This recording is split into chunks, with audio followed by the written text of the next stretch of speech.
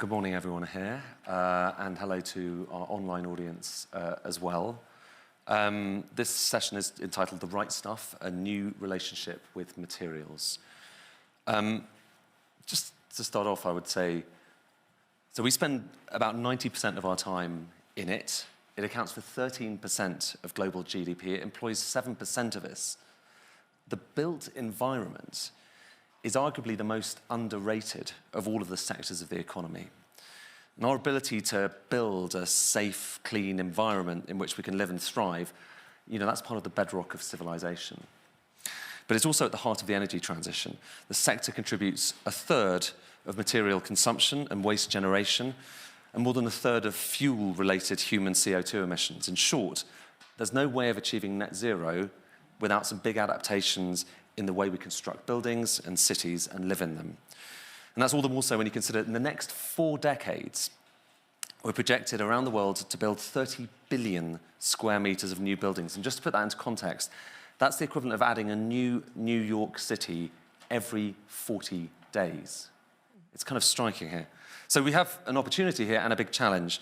How are we going to make this happen without breaking all of our climate commitments? How are we going to do it fairly and sustainably? Can we enhance our living and working spaces along the way, not just making life cleaner, but making it better? These are some of the big questions I've been wondering about for some time. My name's Ed Conway. I am the economics editor of Sky News. I've written a book called Material World, which is looking at some of this stuff as well.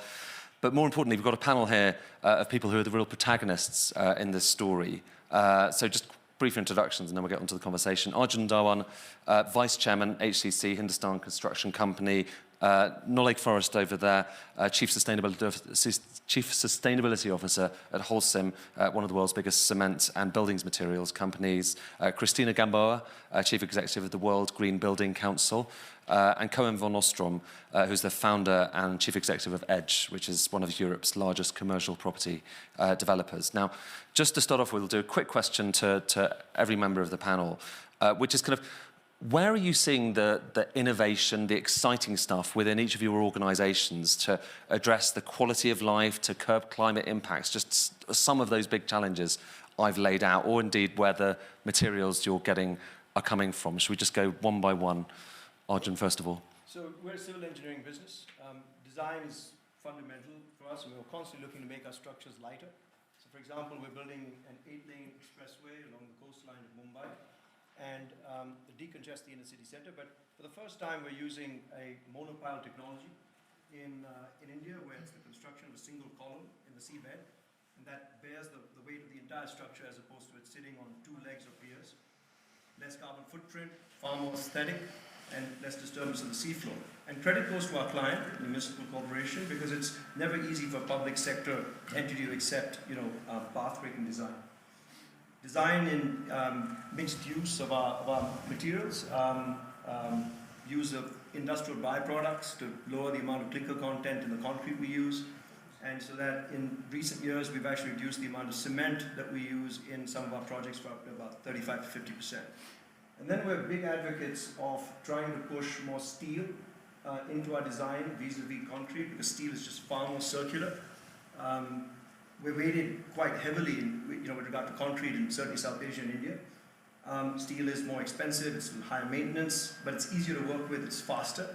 And now I think with the advent of new materials, including new paints like C5, you've got 25-year maintenance-free periods for steel, so hopefully you'll see a more circular steel usage in the years to come. Okay, Christina? Thank you. So from the World Green Building Council, we are a leading platform that has green building councils in over 80 countries that engage with 46,000 companies.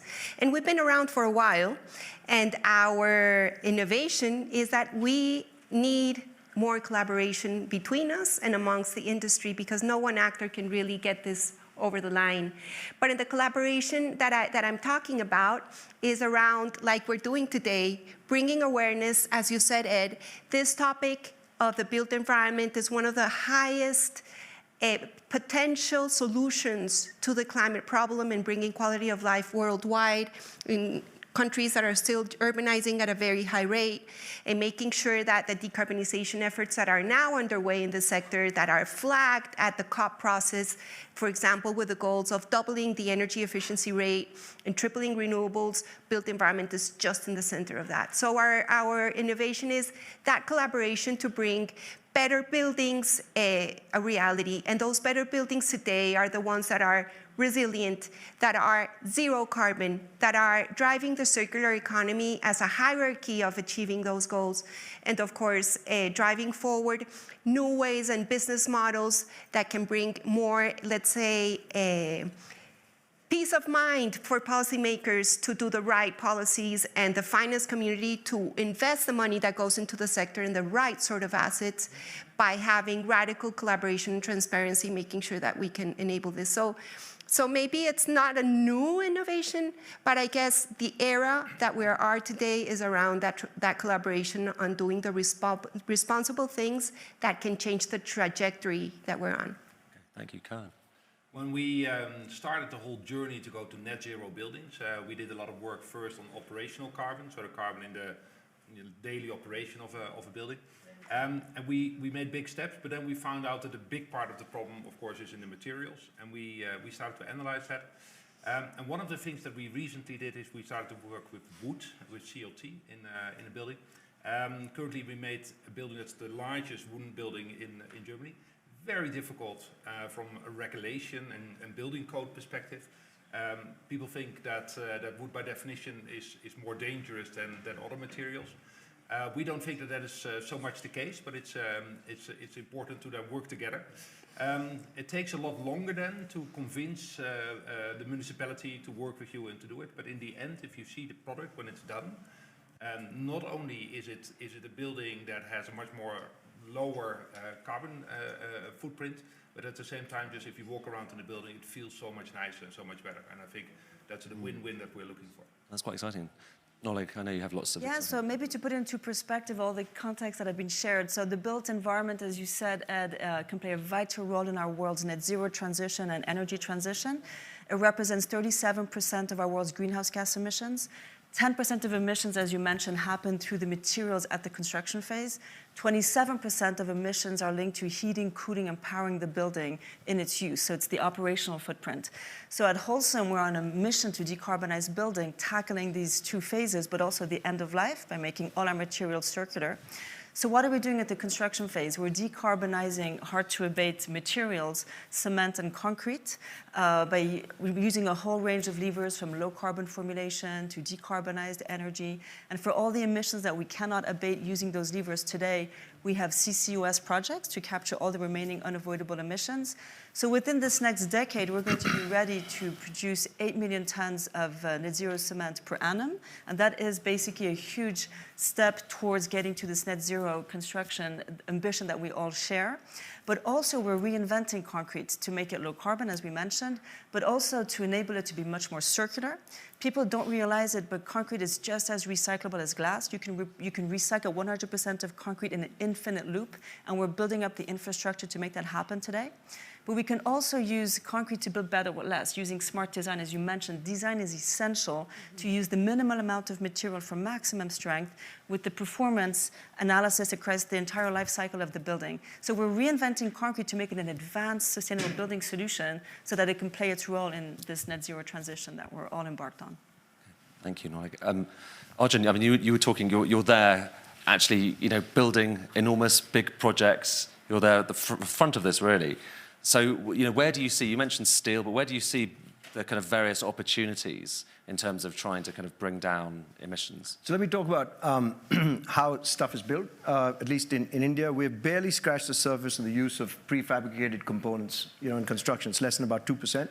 So whether it's a prefab concrete slab or it's a prefab segment that goes into a bridge or tunnel, a lot of this can actually be manufactured, en masse, off-site, and actually be transported to the site for assembly. And you have huge economies of scale, which would then reduce the carbon footprint by about 16, 17%. Let me give you an example. In India, we're building out our mass transit infrastructure, metro undergrounds all across India.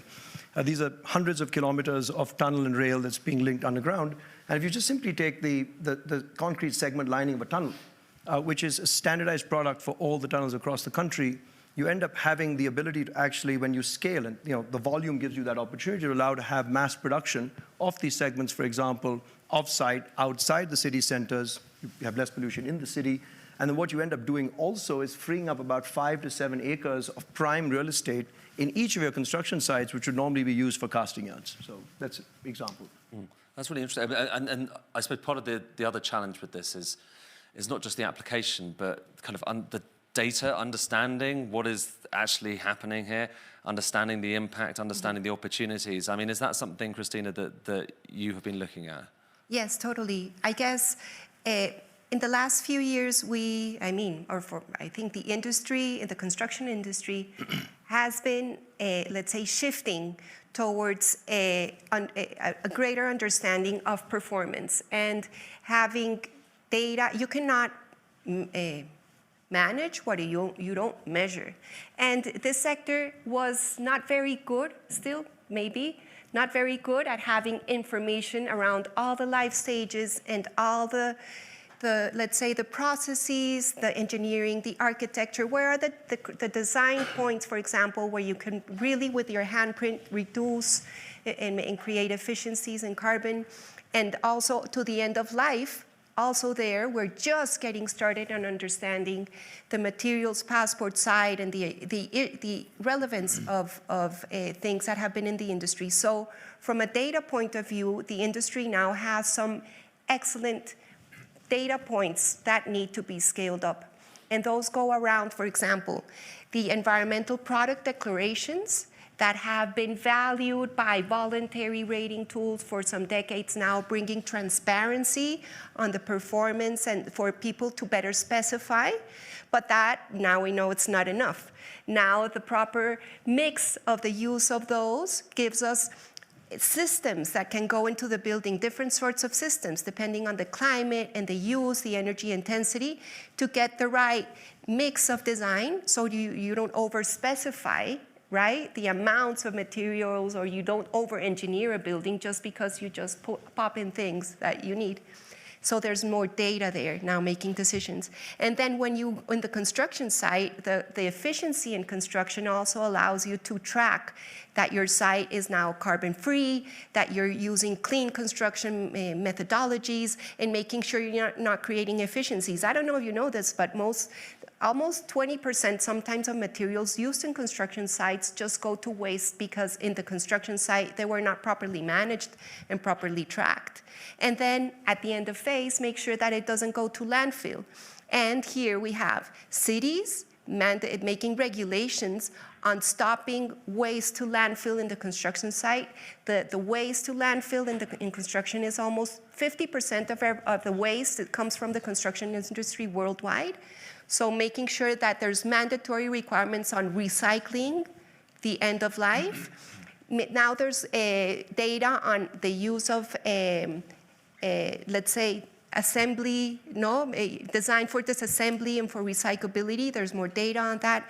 And I guess there's more transparency in that confidence building that Nolik was talking about around evidence that secondary materials are feasible, for that they're not hazardous and that they can also achieve the structural integrity you need, because that's the confidence building. And so that you really stop this madness of just using virgin materials in a linear way, and that we really can reboot that circular economy. And the great thing is that around that life cycle of buildings that I try to express here, there's data points and there's policy, there's regulation, and business really seeing that if they measure it, they can have even a more, let's say, more margins, more profit, while being responsible in managing all this process. Okay, so it's encouraging. So it is getting better. Yes. And actually, Nolik, I want to bring you in here because you were talking about circularity. For a lot of people, who understand a bit about cement, a bit about concrete, they might have assumed that it was just once and done. But actually, you have some interesting projects that you're working on that suggest it's totally different. Yeah, actually, circularity is a bit of a game changer for us right now. Our whole adventure started in Zurich, actually, because the public authorities made it mandatory to recycle at least 20% of materials in all of their public works. So our research teams had to figure out, okay, how do I put 20% recycled content in, our cement and concrete? And that's what gave us the platform to get going on this. And we produced the world's very first cement that was 4 years ago with 20% recycled construction demolition materials inside. And we realized that by doing this, actually, we're taking the concrete at its end of life, and if we process it and crush it down to its most finest level, we can actually recuperate the cement paste. And it becomes a decarbonized raw material in the formulation of new cement. So today, we can basically take the demolition, we recuperate the cement paste to actually reduce 40% of the footprint of new cement. That's a pretty significant breakthrough. So by doing this, we can literally take old buildings and reduce the footprint of the next generation of buildings by basically having this closed-loop system. But what we can, to scale this up, our vision is in every single metropolitan area where we operate, we want to make circular construction happen. The infrastructure does not exist today, and the regulatory landscape is just getting going. So we're basically building up the infrastructure as we speak. We were engaging at the EU level. This year, they changed their cement regulatory principles to allow between 5 and 35% of recycled demolition materials in the formulation of cement. So that gives us a platform to engage with every single national government and every single municipal community to get them to adapt their building codes to embrace circularity. And by doing that, we basically can reduce the footprint, but also reduce the amount of virgin materials that we use. And so right now, we've got about 100% eco-cycle recycling centers in operation around the world, and we want to scale that up as much as possible. In Europe alone, we're going to get to about 150 recycling centers by 2030. So this is happening. Circular construction is a key part of our decarbonization journey, and it just requires connecting the dots across all these things. So there's a big coordination thing, and I do want to come back to that, actually. Coordination, policy, regulation, what kind of role do institutions have on this? But actually, Cohen, you were talking, as a developer, you were talking about timber. I presume that's cross-laminated timber. This exciting new building material that's a lot of people are making lots of noise about, but in practice, what are the opportunities and what are the challenges? And actually, does it go beyond the kind of environmental question? Is there something about the, the physiological, the psychological implications when you're thinking of building with these different materials? There is, and what we've learned is that back in the day, I thought everything that you build in wood would be much better than building it in concrete. Today, that's not always the case. Concrete is becoming so much better that always when you build with wood, you also have to do part of that in steel, cement, especially when you build high rises. So it's already really looking at the model and trying to optimize. But the big factor that our tenants like is that they're in a space that looks a little bit like a living room. And when you start to look at the health part of a building, and that's something that already 6-7 years ago, so before COVID, in interviews, it showed that a lot of our tenants were talking not so much about net zero. Then I'm talking about the people that are actually working in a building, not so much maybe the big companies that have a net zero promise, but actually people really working there. They said, hey, for me, the air quality is important, the light in the building. And they read about toxics in all kinds of materials, and they talked about the look and feel. And some people already then wanted to work from home because they had a feeling that working from home with the plants and the green around them would be more positive. Now, a lot of work has been done. We have different research centers in the world that have been looking at, what does health do in the building. And it turns out that if you now follow the WELL Institute and you go to a WELL rating of your building, and you take all these different parts together in the design of the building, use different materials, more light in the building, more natural light, that there's so much more that you can do to have that satisfaction. And it proves that indeed the virus load in those kinds of buildings is a lot lower, so the chances of getting COVID is much reduced. And a lot of how was that? How was the virus load lower? It's very simple. We measure CO2. CO2 sensors are very, very cheap nowadays. And we just make sure that the air circulation is very different than it was circulation thing. Back in the day. Yeah. But if you look at the materials, I think 10 years ago we would just put everything in the building which was cheap and sort of looked nice. And nowadays there's so much more information out there that we know exactly what material have toxics in it. Some materials you cannot use if you build a baby crib.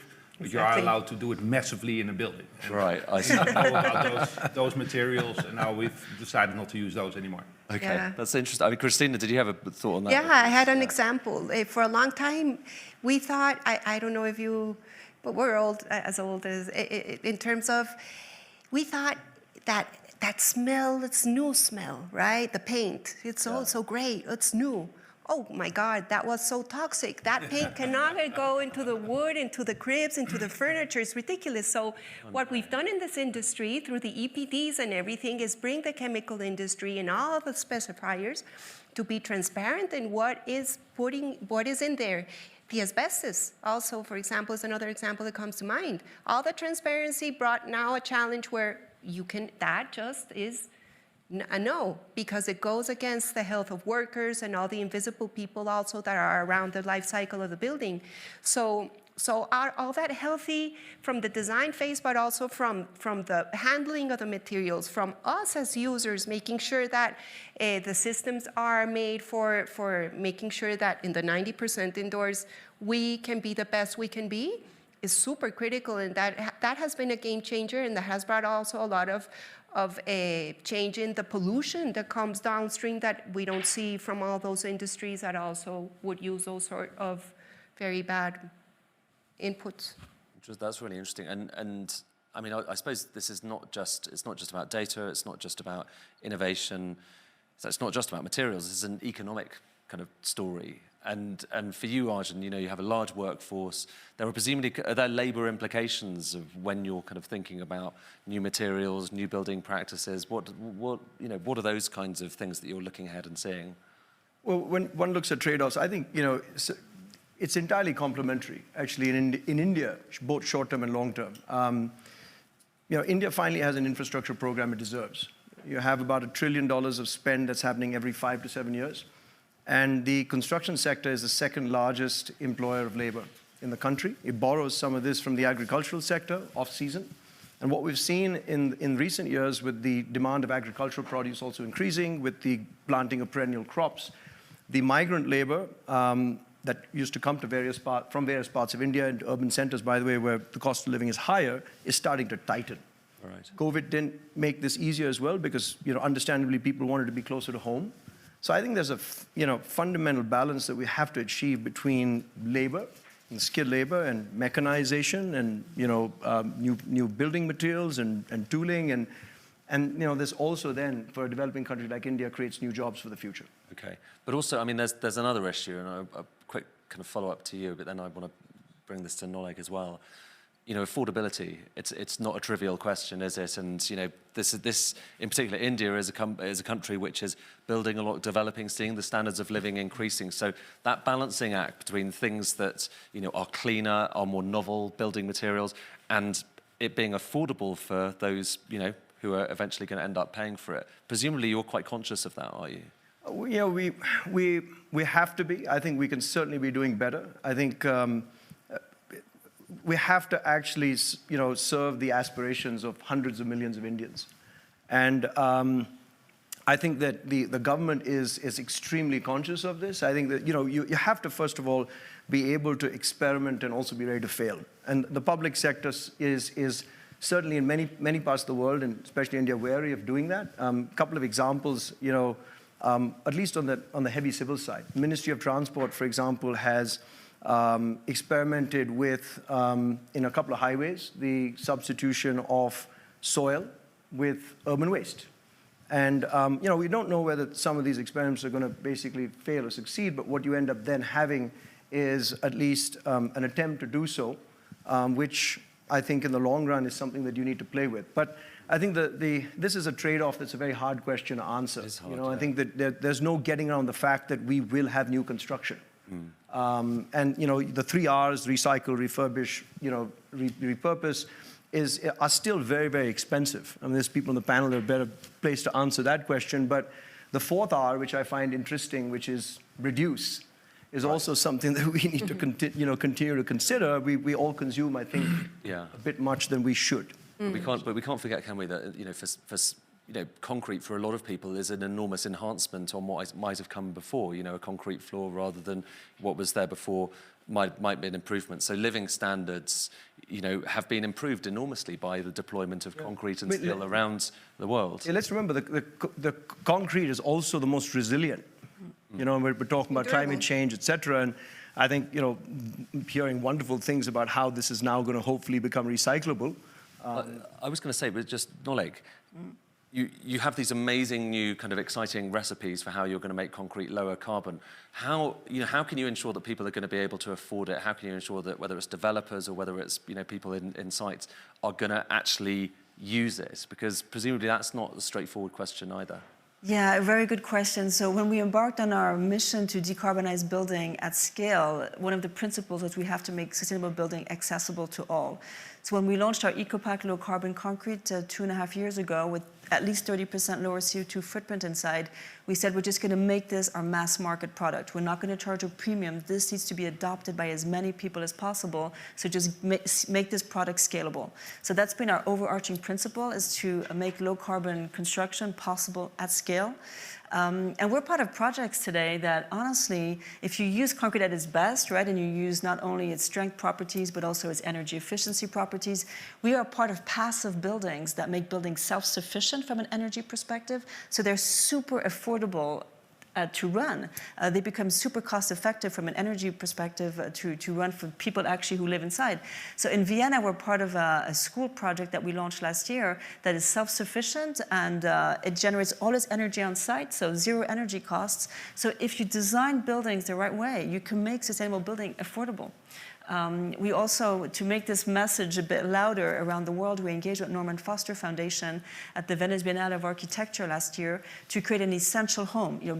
Boil down a home to what are its most essential elements and make it as sustainable as possible. And we did that. And now we're basically working on taking that experiment from Venice in an exhibition area to actually bringing it out into the world in real affordable housing. And I can see Sheila Patel in the room here, a pioneer in affordable housing, resilient housing for the most vulnerable populations in the world. We work together in Roof Over Our Head. We need to make a resilient, affordable housing sustainable for everyone, because otherwise we're not going to fix this problem. There's a coordination thing as well here, isn't there? Because, in order to make a lot of this stuff happen, for instance, net zero concrete, you're going to need carbon capture, at least in the kind of short and medium term. And so there's a coordination thing, there's a policy challenge as well. I wondered, Christina, do you want to talk a bit about that policy challenge? Because this presumably is not going to happen without some form of, policy management as well. Yeah. Oh, I wish I had the answer for that in a simple way. But I would say, in a way, maybe going back, and this links to affordability and the responsibility of governments to be able to be having an enabling environment to have people have access to homes, to solutions, to good urban environments, to quality of life. And we've had a policy failure. We have 1 billion people living in informal settlements worldwide, and right now that's going to go up to 2 billion or more, or 4. I just know the stats are blurry by 2050. If we don't get the right sort of policy frameworks to address the affordability and go head on with a solution of how to help business be set up for success in this sort of environment, in a way where we don't do away with the virgin materials, we recycle, and we do solutions that are fit for the local needs, because it also goes to sense of place, of culture.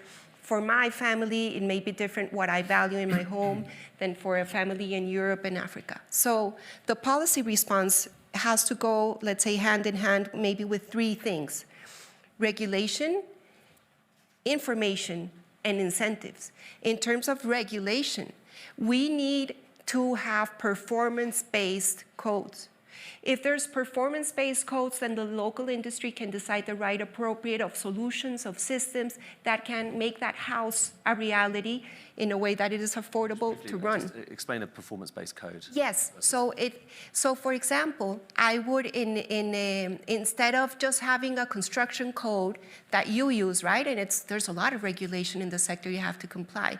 But if I if I ask you, you have to assure me that in the operation of this building, you will meet this sort of energy efficiency, you will meet this sort of water savings, then with the resources in Mumbai or the I will charge climate, you more. then you design to meet to that, so that house with the right sorts of materials Right. is going to perform in that way. Right. You can use recycled materials, whatever you want. But then then that enables the decarbonization efforts, circularity efforts in a way where you don't do away with prescriptive methods, but you promote innovation. So saying performance-based is you let the industry a space to innovate and make sure that they do the buildings that are needed in a way that is profitable and affordable. So that's the one point in regulation. Second, in terms of materials, there has to be, let's say, incentives for the value chain absorbing that recyclability and durability, and of course making sure that industry is also disclosing information. The Energy Performance Directive in Europe now, as it is right now, by 2030 will mandate whole life carbon disclosure, and that will mean that you will have to have transparency on, and that will bring the data for the regulation to continue to improve on targets like there is in Denmark or the circularity goals that there is in the Netherlands.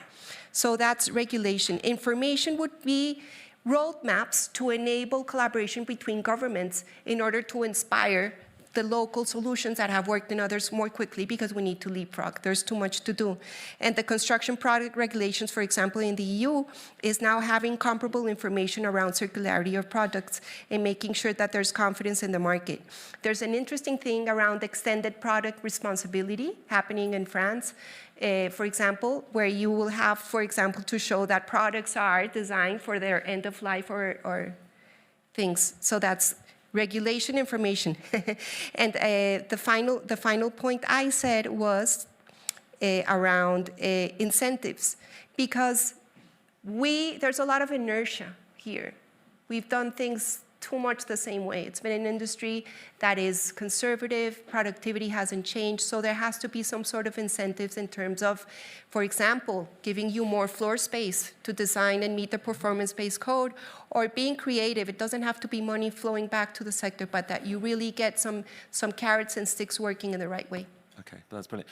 Cohen, I want to come to you in a second, but just Arjun, you had a response when talking about that kind of dynamic point. Well, the government is the largest, is the owner and the largest consumer of public infrastructure. It is also the rule maker. So policy has to, in some cases, be top down. I mean, a couple of examples, jokes aside, at least on larger infrastructure projects, urban infrastructure projects, the government can mandate a certain minimum procurement of material, the threshold, 35% of it to come from, certain, whether it's prefabricated, products or certain kinds of, greener cement, et cetera, so on and so forth. What it also then does is signal immediately to the private sector to plan, to retrofit or to actually, give the right incentives so that, in 2 years, the private sector knows the demand is going to exist. So that is a crucial role. Yeah. Cohen, you wanted to come in, and I don't know if it was on, we definitely wanted to cover material passports, but was that what you wanted to talk about? Well, maybe one quick reaction to what Christina was saying. What we are seeing is that a lot of municipalities have difficulties with all the innovation that is now happening. It's going so fast, and let's be honest, that's not the way our governments and our cities are organized. So there's a couple of examples how they solve that, and one is in Belgium, for example, where you don't get the building permit anymore from the municipality. You can go to an engineering company that is licensed to do so, and they will check everything. They have a much easier look at all the innovations that are possible. And you might think then, is that not getting more dangerous? But there's an insurance company behind it, and they will then check on that engineering company, and they will ensure the outcome of that whole process.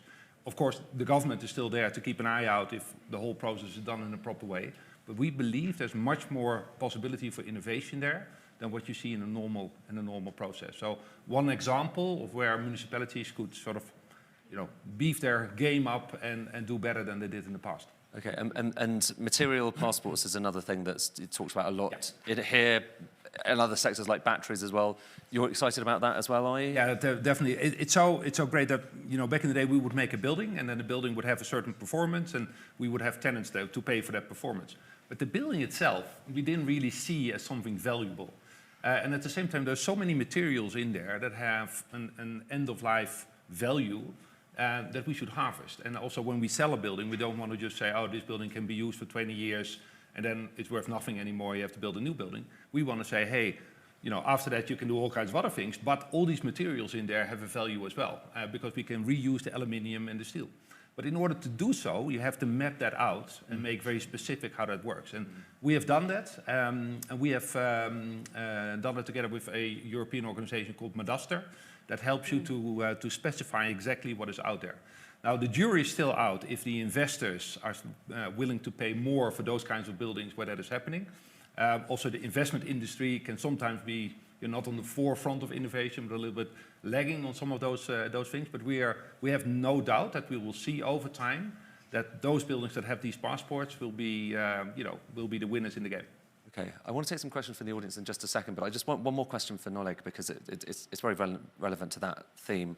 Is the question of kind of procurement? I mean, you talked about Zurich being, you know, having various kind of recommendations. I guess they were regulations on concrete. This kind of thing matters, I assume. So, you know, what is the role for procurement? Well, I think what we've heard here is that the innovations exist today to get to net zero building and maybe even net positive and regenerative buildings. We need to open up the market. And opening up the market, it means getting the right regulatory norms in place. It means getting people to real estate developers to actually specify these solutions in their products. So how do we accelerate the opening up of the green market is actually through procurement, so we need a broad understanding across the entire value chain of what's possible today. And I love that Belgium example because there is a huge bottleneck between what's possible today and the adoption in the market. So how do we relieve that bottleneck? It's by making people more aware, but also making the system more conducive to adopting these new innovations. So if that Belgium example could be replicated, that could go a long way, I think. So connecting the dots across the building value chain and making people aware of what's possible is great. And we've got groups like the Davos Bau Alliance Culture that are bringing the ecosystem together, because the more we become aware of all these solutions, the faster we can adopt them, and the more scalable they become, the more affordable they are, right? So I think it's important to connect the dots across the entire value chain. Okay, now I have a zillion more questions, but I'm going to pause for a second to ask if anyone in the audience had some questions. We've got some microphones that we can bring to you, so put your hands up if you do. If you don't, there's the question over here from the lady here. There's a microphone which I think will be brought across to you.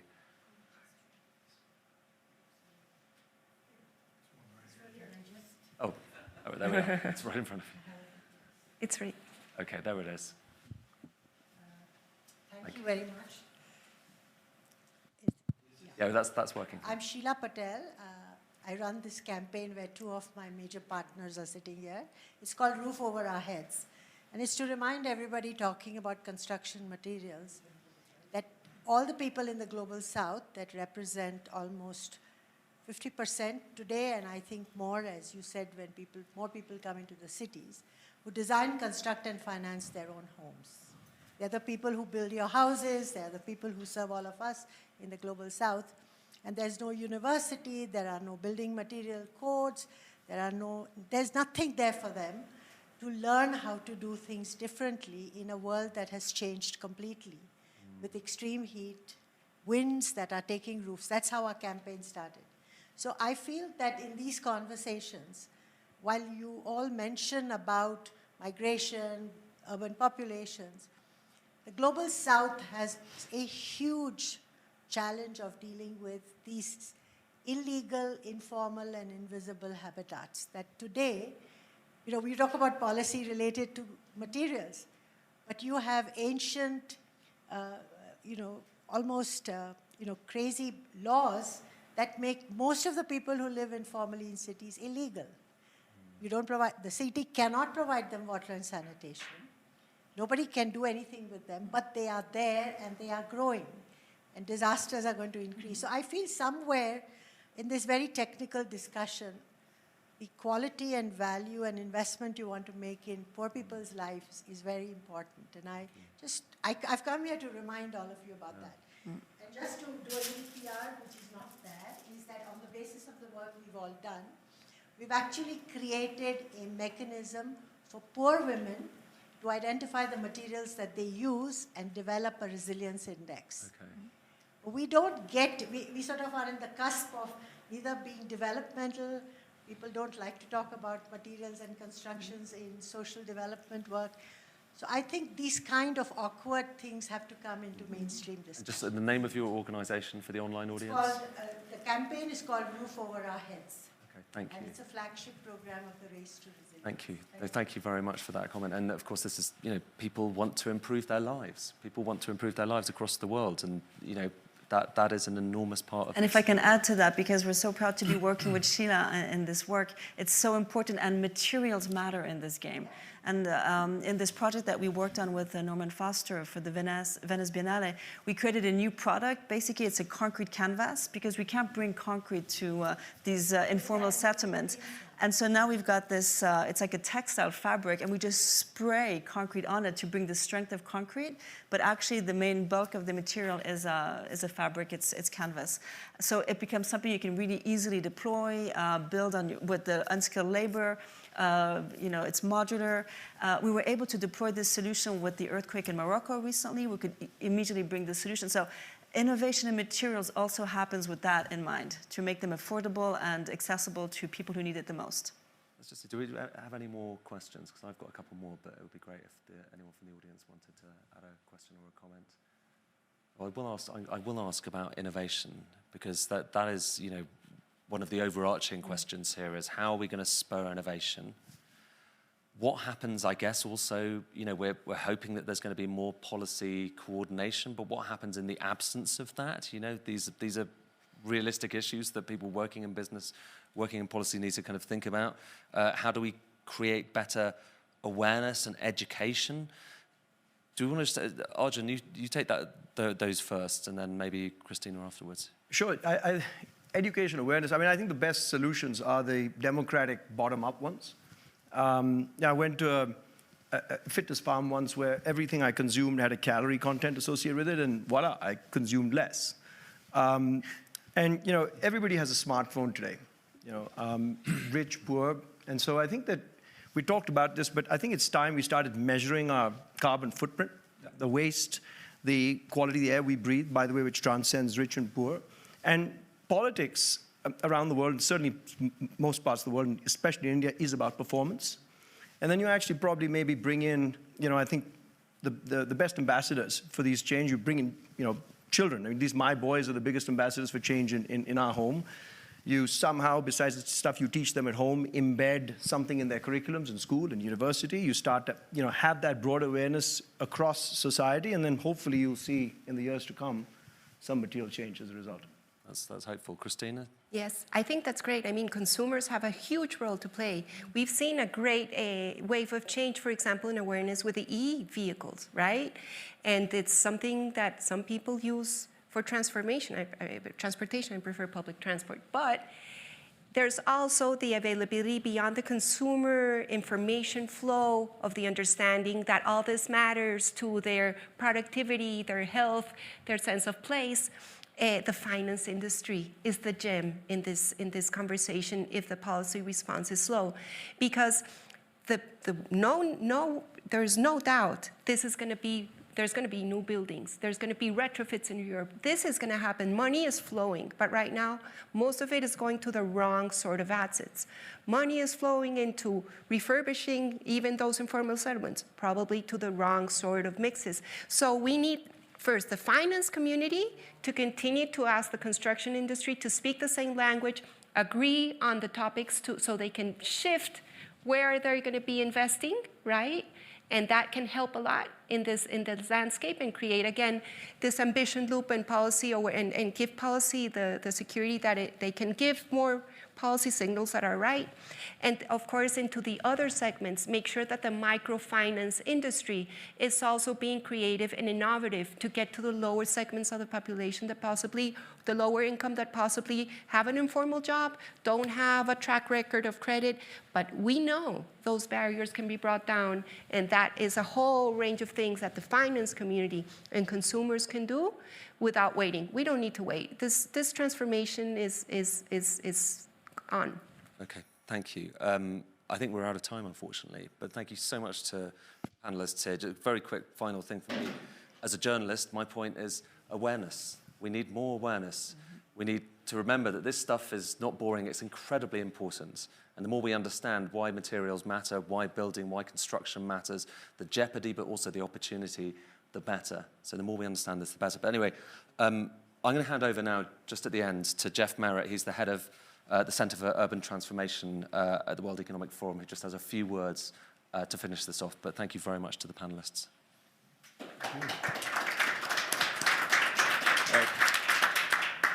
Thank you, Ed, and to all of our panelists here. You know, before this session started, I was saying to Ed, I don't think we could have a session like this a few years ago. We were in a very different place. There wasn't this optimism, this hope that you heard here today.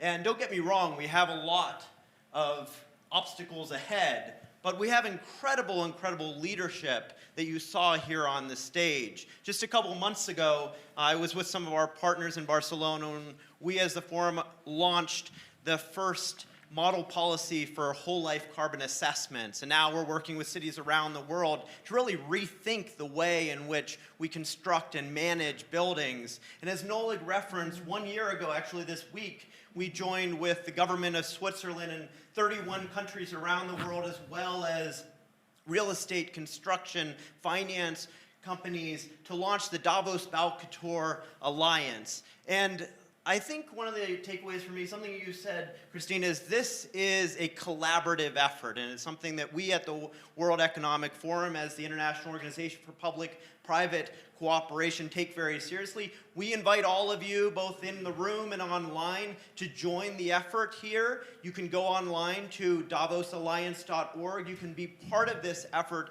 to really transform the built environment, but in doing so, transform the future for our kids, for future generations. So we invite you to be part of this, and today we hope is the beginning of a new era for the built environment and for all of us as we move towards a brighter future. So thank you again for joining us. Thank you. Thank you.